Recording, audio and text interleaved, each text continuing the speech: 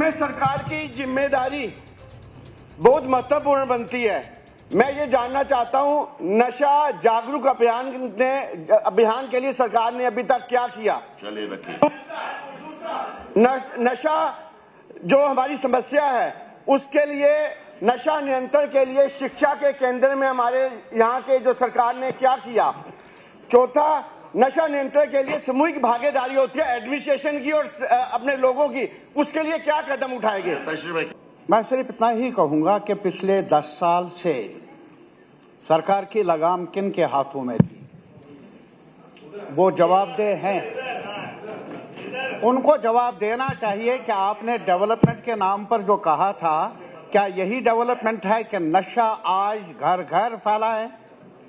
میری گزارش ہے اس کو سیاسی رنگت نہ دیں ہم، بلکہ گزارش ہے میری سرکار سے کہ اس بارے میں ماہرین کی ٹیم کو کانسٹیٹیوٹ کیا جائے، بلکہ ہاؤس کمیٹی کو بھی تشکیل دیا جائے تاکہ ہر ممبر یا ہر پارٹی کے ساتھ تعلق رکھنے والے جو معتبر ممبر صاحبان ہیں وہ اپنی رائے پیش کر لیں تاکہ اس مینس پر قابو پانے کے لیے کچھ کر سکے۔ سوال پوچھنا ضروری نہیں ہے، سرکار حل کیا کر رہی ہے وہ ضروری ہے۔ شراب کی دکانیں کھولی گئی اور سرکار یہاں پر سوال اٹھائے جا رہے ہیں کہ نشہ کیسے بند کیا جائے گا۔ راستوں میں پڑے ہوتے ہیں نوجوان، جب روزگار نہیں ملتا ہے، پڑھا لکھا پی ایچ ڈی کر کے اس کے بارے میں سرکار سوچ نہیں رہی ہے، ریکروٹمنٹ ہو نہیں رہی ہے، تو نشے کے علاوہ اس کے بعد سہارا کیا ہے؟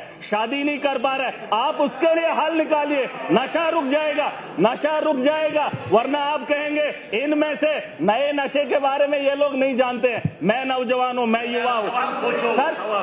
سوال یہی ہے، جواب کیا ہے آپ کا؟ جواب کیا ہے سرکار کا نوجوانوں کو لے کر؟ جناب، جو ہمارے پاس جو تفصیلات ہیں 10 لاکھ کے قریب نوجوان اس میں سے متاثر ہیں، تو میرا یہ فوکس ہے کہ جو اب متاثر ہوئے ان کے لیے جناب 3 فیسلٹیز، 3 کمپوننٹس ہیں۔ ایک ہے ایڈکشن ٹریٹمنٹ فیسلٹی ATS، دوسرا ہے ڈی ایڈکشن اور تیسرا ہے ریہیبلیٹیشن۔